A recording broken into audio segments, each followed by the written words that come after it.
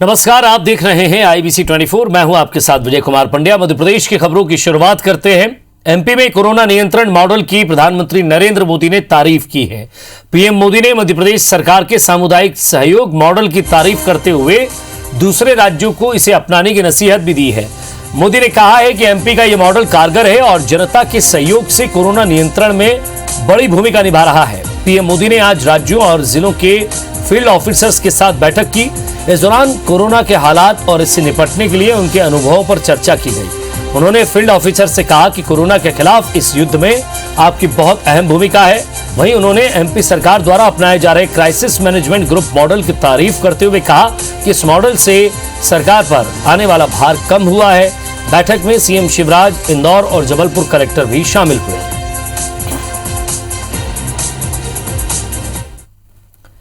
Corona संक्रमण को रोकने के लिए प्रबंधन को लेकर पीएम नरेंद्र मोदी ने अलग अलग राज्यों के कलेक्टर्स के साथ सीधा संवाद किया है। मध्य प्रदेश से इंदौर, जबलपुर और ग्वालियर के कलेक्टर भी बैठक में शामिल हुए थे, जिसमें से इंदौर कलेक्टर मनीष सिंह ने इंदौर में कोरोना संक्रमण को रोकने के लिए की जा रही व्यवस्थाओं की जानकारी दी।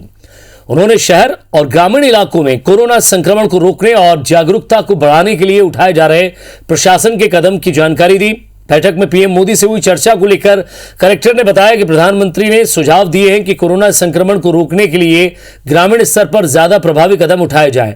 साथ ही वैक्सीनेशन को प्रभावी तरीके से लागू करने के लिए व्यवस्था हो। वहीं ये विशेष तौर पर ध्यान रखा जाए कि किसी भी स्थिति में वैक्सीन का नुकसान नहीं होना चाहिए। वैक्सीनेशन वेस्टेज नहीं हो, ये माननीय प्रधानमंत्री जी ने बोला है कि जो वेस्टेज बिल्कुल नहीं होना चाहिए। हर एक डोज की वैल्यू है और उसको सही तरीके से जो वैक्सीनेटर्स हैं उसको बहुत संभल के सतर्कतापूर्वक लगाएं उसको, ताकि उसका किसी प्रकार का वेस्टेज नहीं हो उसमें। इधर मध्य प्रदेश में गृह मंत्री नरोत्तम मिश्रा ने कोरोना को लेकर कहा है कि यह खुशी का विषय है कि कोरोना को लेकर काफी सकारात्मक खबरें आ रही है। उन्होंने कहा कि मई में आशंकाओं से लोग घिरे थे। आज कोरोना के कुल 5,538 केस आए हैं, जो कि पहले कुछ शहरों से ही आते थे। जितने नए केस प्रदेश भर में आए हैं उससे दोगुने लोग ठीक होकर अपने घरों की ओर वापस जा रहे हैं। अभी हमारे पास पर्याप्त ऑक्सीजन है। प्रदेश में रिकवरी दर 88% है। संक्रमण दर 8.5% रह गई है। वहीं पूर्व सीएम कमलनाथ के ट्वीट पर गृह मंत्री ने कहा कि इस तरह की बात जनता के साथ क्रूर मजाक है।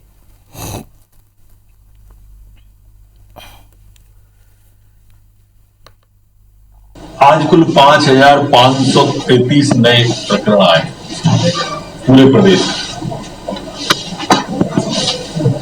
पहले इतने प्रकरण 2 ही शहरों के आ रहे थे, भोपाल में। आज मध्य प्रदेश भर के। दूसरी बात, आज जो ठीक होकर के, स्वस्थ होकर के अपने अपने गंतव्य की ओर रवाना हुए, ऐसे 10,885। मध्य प्रदेश में लगातार बढ़ रहे ब्लैक फंगस के मामलों को देखते हुए अब प्रदेश में 3 दिन तक मुहिम चलाई जाएगी। इसके तहत इस संक्रमण को प्राथमिक तौर पर ही रोका जा सके, इसके लिए नेजल एंडोस्कोपी की जाएगी। ये जानकारी देते हुए चिकित्सा शिक्षा मंत्री विश्वास सारंग ने बताया कि ब्लैक फंगस को रोकने के लिए हमने तय किया है कि मेडिकल कॉलेजों में मुहिम चलाई जाएगी। इसके साथ ही यहां ब्लैक फंगस के इलाजरत मरीजों के इलाज की कैश स्टडी की जाएगी, ताकि ये पता चल पाए कि इस इन्फेक्शन ने किसे ज्यादा घेरा है।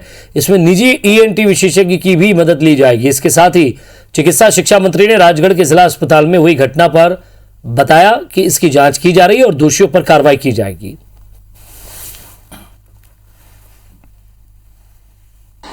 अगले 3 दिन सरकारी मेडिकल कॉलेज में और प्राइवेट ENT सर्जन के सहयोग से मध्य प्रदेश में सघन ब्लैक फंगस के प्राथमिक आइडेंटिफिकेशन का एक मुहिम चलाएंगे। मध्य प्रदेश में पिछले कुछ दिनों से ब्लैक फंगस के केस बढ़ रहे हैं।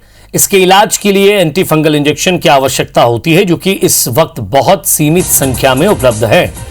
इंजेक्शन की जरूरत को देखते हुए राज्य सरकार ने भारत सरकार से कुछ और मात्रा में ये इंजेक्शन खरीदे हैं।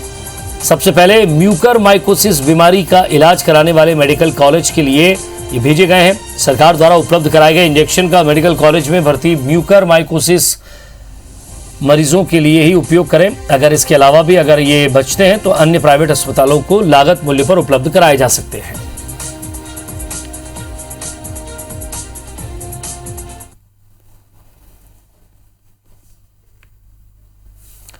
कोरोना संक्रमण को लेकर जबलपुर हाईकोर्ट में दायर याचिकाओं पर सुनवाई के बाद हाईकोर्ट ने राज्य सरकार से कई अहम सवालों के जवाब मांगे हैं।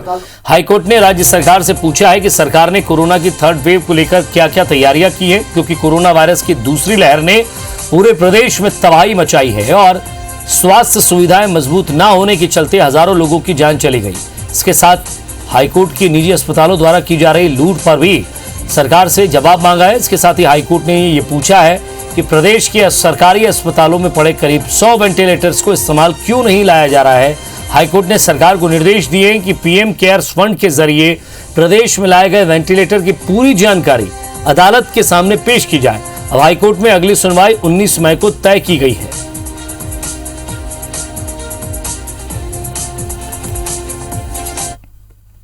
पीएम केयर फंड से मध्य प्रदेश में जितने भी वेंटिलेटर आए हैं उसकी पूरी सरकार रिपोर्ट पेश करे। थर्ड वेव आने की आशंका है, इसलिए सरकार अपना पूरा कार्य योजना प्रस्तुत करे और अपना एक्शन प्लान प्रस्तुत करे कि वो मध्य प्रदेश में जो मेडिकल इंफ्रास्ट्रक्चर है उसमें किस तरह की बढ़ोतरी करेगा। हाईकोर्ट ने इन आवेदनों पर सरकार का पक्ष जानना चाहा है और आगामी तिथि पे हाईकोर्ट से कुछ आदेश होने की आशंका है। मध्य प्रदेश के पूर्व मंत्री और कांग्रेस विधायक उमंग सिंगार के बंगले में महिला के सुसाइड केस के इस मामले में एफआईआर दर्ज कर ली गई। उमंग सिंगार के खिलाफ भोपाल की शाहपुरा थाना पुलिस ने खुदकुशी के लिए उकसाने का केस दर्ज किया है। धारा 306 के तहत ये एफआईआर दर्ज की गई है। वहीं इसे लेकर मृतका सोनिया भारद्वाज के बेटे आर्यन का कहना है कि हम नहीं चाहते कि पूर्व मंत्री के खिलाफ कोई भी मामला दर्ज किया जाए। मैंने और मेरी नानी ने पुलिस को दिए बयान में कभी एफआईआर की बात नहीं कही है। सरकार ने मेरी गुजारिश है कि उनसे कि उमंग सिंगार पर कोई एफआईआर दर्ज ना हो, उसे वापस लिया जाए।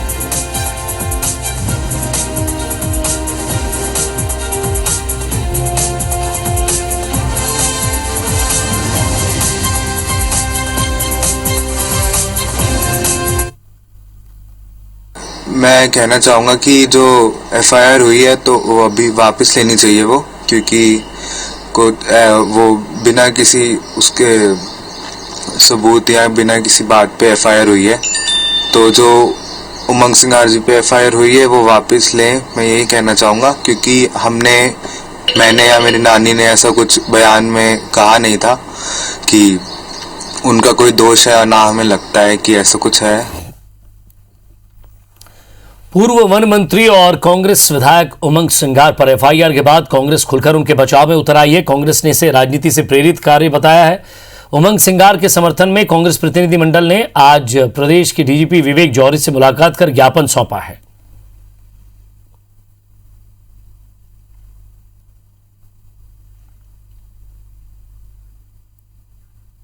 कहीं भी मेंशन नहीं हुआ है इनका नाम उमंग सिंगार जी का, और कहीं भी उस महिला ने जो डाइंग डिक्लेरेशन है उसमें भी कई चीजें ये नहीं कही। इसलिए मैं समझता हूँ कि हम लोग आए थे डीजी साहब से कि इसको कैश किया जाए और इसमें कोई आगे कार्रवाई नहीं होना चाहिए। मध्य प्रदेश में संविदा स्वास्थ्य कर्मचारियों ने 24 मई से बेमियादी हड़ताल पर जाने की चेतावनी दे दी है। संविदा स्वास्थ्य कर्मचारियों ने नियमित कर्मचारियों के सामान 90% वेतन और निष्कासित संविदा कर्मचारियों को बहाल करने की मांग की है और अपनी इन्हीं मांगों को लेकर वो चरणबद्ध आंदोलन कर रहे हैं। आज प्रदेश के संविदा स्वास्थ्य कर्मचारियों ने विरोध स्वरूप काली पट्टी बांधकर काम किया।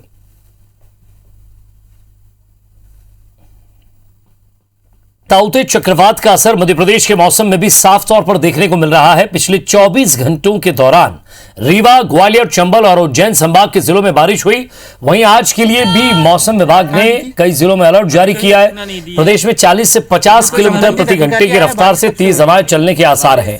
इसके अलावा ताउते तूफान का असर हटा के कई हिस्सों में भी देखने को मिला है। हटा समेत आसपास के कई क्षेत्रों में दोपहर अचानक तेज आंधी और गरज के साथ घंटों तक बारिश हुई।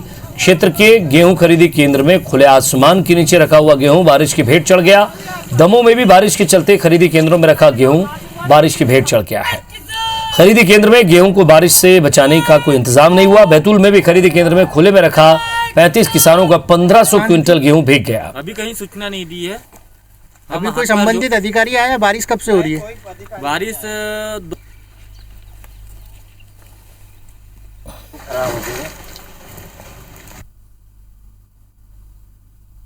एमपी में ताउते का असर जो है ये है कि पूरे एमपी में कहीं कहीं पे बारिश हो सकती है और कहीं कहीं पे हैवी रेनफॉल भी हो सकती है ईस्ट और वेस्ट एमपी में।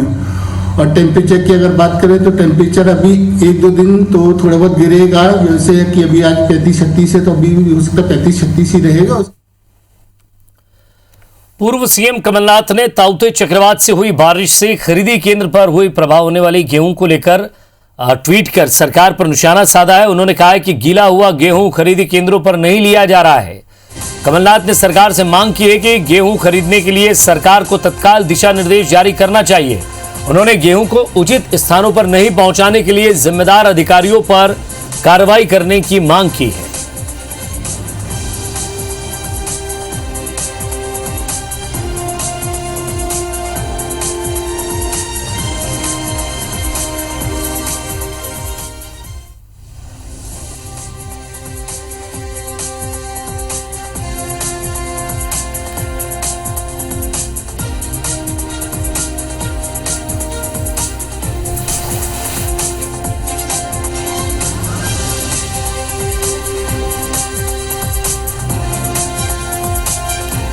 तो ये घोर लापरवाही है, इसकी जिम्मेदारी तय कर लापरवाही बरतने वाले अधिकारियों पर कार्रवाई हो।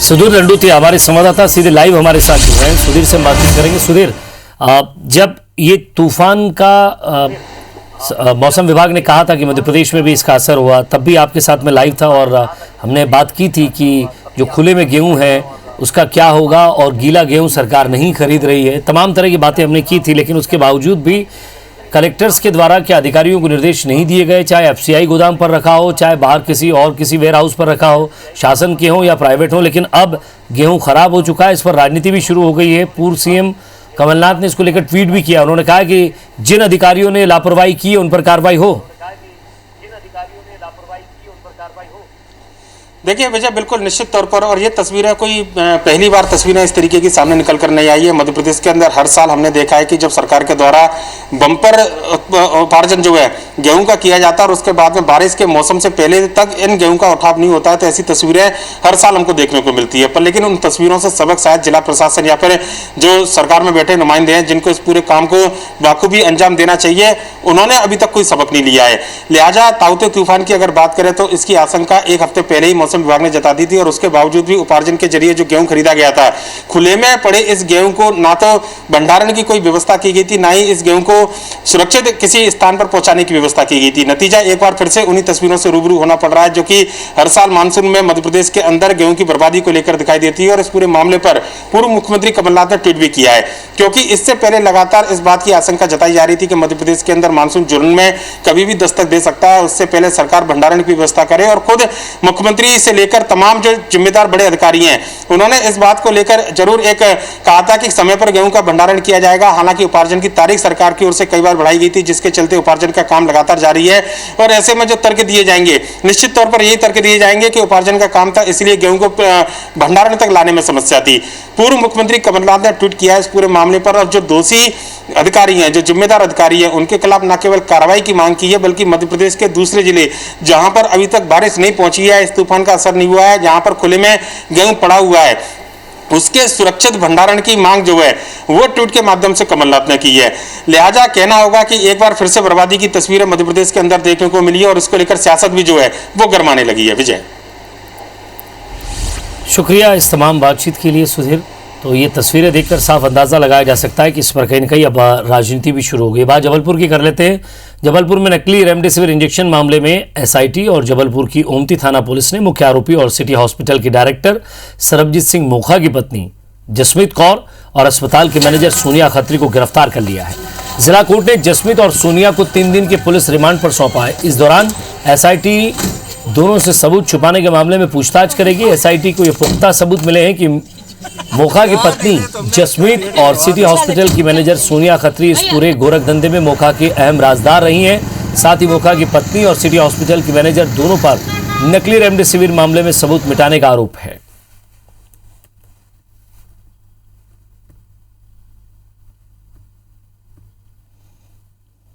नकली रेमडेसिविर पकड़ में सरबजीत मोखा की पत्नी जसमीत मोखा की तथा सिटी हॉस्पिटल की एडमिनिस्ट्रेटर सोनिया की गिरफ्तारी की गई है। इसके ऊपर नकली रेमडेसिविर संबंधी साक्ष्य छुपाने का आरोप लगाया गया है और इस आधार पर इनकी गिरफ्तारी की गई है।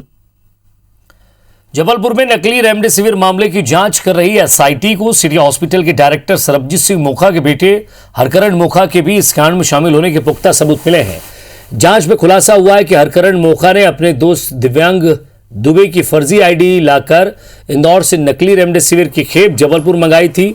मोखा और उसके बेटे ने जबलपुर की धनवंतरी नगर में रहने वाले दिव्यांग दुबे को आईडी का इस्तेमाल कर इंदौर से नकली रेमडेसिविर इंजेक्शन बुलवाए थे। पूछताछ में दिव्यांग ने बताया कि वो हरकरण का दोस्त था, लेकिन उसे ये नहीं मालूम था कि मोखा उसकी आईडी पर नकली रेमडेसिविर इंजेक्शन मंगाने जा रहा है।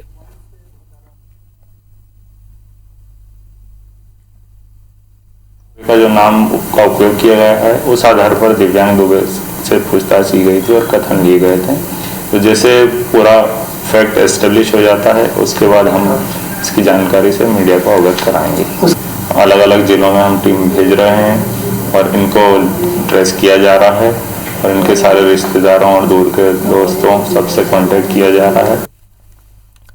जबलपुर में नकली रेमडेसिविर कांड के मुख्य आरोपी सरबजीत सिंह मोखा की एक और कारगुजारी सामने आई है। सरबजीत सिंह मोखा अपनी पत्नी जसमीत कौर के साथ जबलपुर में 2 कॉलेजों का भी संचालन करता है, लेकिन उसके दोनों ही कॉलेज नियम के खिलाफ चल रहे हैं। मोखा ने 5000 वर्ग फीट की जमीन पर बने अपने 2 कॉलेजों को सरकारी फाइलों में 78,000 वर्ग फीट क्षेत्रफल का बताया है। जबलपुर की लॉ स्टूडेंट्स एसोसिएशन ने मोखा के कॉलेजों की मान्यता रद्द करने की मांग करते हुए जिला प्रशासन को शिकायत की है।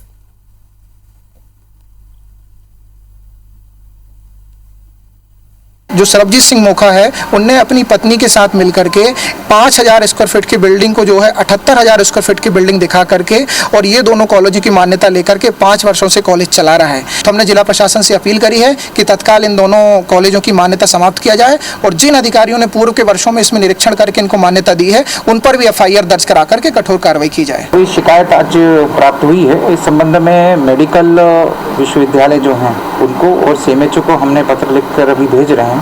तो शिकायत पे संज्ञान लेते हुए आवश्यक जांच करें और तत्संबंध में जो भी आवश्यक कार्रवाई है वो आगे कार्रवाई सुनिश्चित करें। जबलपुर जिला प्रशासन की कई टीमें जिले से लगे गांव में जाकर लोगों को वैक्सीनेशन के लिए जागरूक कर रही हैं। लगातार ग्रामीण क्षेत्रों से निकल रहे कोरोना के बढ़ते मामलों को देखते हुए जिला स्वास्थ्य विभाग ने ग्रामीण अंचलों का रुख तेज कर दिया। इसको लेकर सरकार ने भी स्पष्ट किया है कि यदि गाँव में कोरोना फैलता है तो काफ़ी दिक्कतों का सामना करना पड़ सकता है। जहाँ पर कुछ केस बढ़े हैं तो वहाँ पर उनके फैमिली मेम्बर्स से वैक्सीन से थोड़ा सा कतरा रहे, बोले जब हमारे घर के लोग से वो जाए स्वस्थ हो जाए तो उसके बाद हम वैक्सीनेशन कराएंगे। इससे हमारे वैक्सीनेशन में भी असर पड़ा है। वैक्सीनेशन को लेके भी उतनी जागरूकता नहीं है, तो हमारे प्रयास हैं कि 45 प्लस वाले या एवं जितने भी पात्र लोग अभी हैं सभी लोग अपना वैक्सीनेशन करवाएं। जिला प्रशासन और सरकार से मदद नहीं मिलने के बाद गुना से चांचौड़ा विधायक लक्ष्मण सिंह ने अपनी फॉर्च्यूनर गाड़ी एम्बुलेंस इस्तेमाल के लिए बीनागंज अस्पताल को दे दी है। चांचौड़ा विधानसभा क्षेत्र में एम्बुलेंस सेवाओं की मांग को लेकर लक्ष्मण सिंह ने जिला प्रशासन और सरकार से मदद मांगी थी।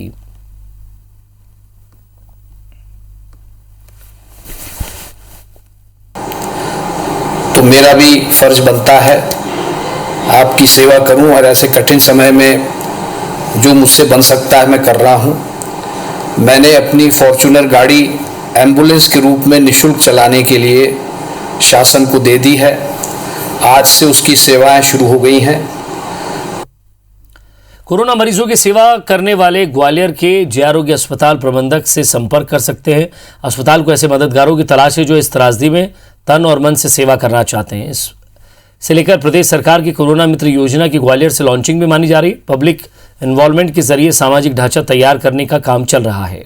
इस योजना के लिए सीएम शिवराज और चिकित्सा शिक्षा मंत्री विश्वास सारंग ने ग्रीन सिग्नल दे दिया है।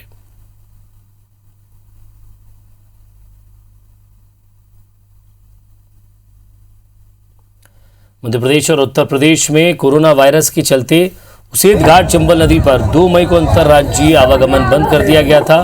उसके बाद भी दोनों राज्यों में आवागमन करने वाले लोग जान हथेली पर रखकर रोज पुल पार कर रहे हैं। इस संबंध में पुल को पार करने के दौरान के वीडियो फोटो सोशल मीडिया पर जमकर वायरल हो रहे हैं। अब आप जाइए, आप नहीं कर पाए और यहाँ सीधा 30 फुट गहरा पानी है। यहाँ जो इंदौर के कमला नेहरू प्राणी संग्रहालय में लंबे समय से करोड़ों की राशि केंद्र सरकार से अटकी हुई है, जिससे जू के जानवर छोटे बाड़े में रहने को मजबूर हैं, ताकि नगर निगम अपने फंड से खर्च कर मास्टर प्लान के तहत शेरों के बाड़े का निर्माण शुरू कर दे। दरअसल कई कार्य मास्टर प्लान में मंजूर होने के बाद भी अटके हुए हैं। अब कोरोना के चलते इन प्रोजेक्ट में फंड आने में और अधिक समय लग सकता है। जू के प्रभारी अधिकारी डॉक्टर उत्तम यादव का कहना है कि इन सभी प्रोजेक्ट में 60% की राशि केंद्र सरकार और 40% की राशि राज्य सरकार देगी, लेकिन अब तक प्रोजेक्ट के लिए सहमति नहीं बनी है। देखिए, शेड्यूल 1 के लिए 40-60 की रेशो में सेंट्रल जो अथॉरिटी उसको हमको फंडिंग करेगी, जिसमें 60% सेंट्रल जो अथॉरिटी करेगी, 40% हमको कॉर्पोरेशन को लगाना पड़ेगा। तो अभी हम लोगों ने ये प्रपोजल मूव किया हुआ है, जैसे उसका अप्रूवल आएगा तो उसके हिसाब से फिर फंडिंग भी हमको मिलेगी। और इसी के साथ फिलहाल इस बुलेटिन में इतना ही। नमस्कार।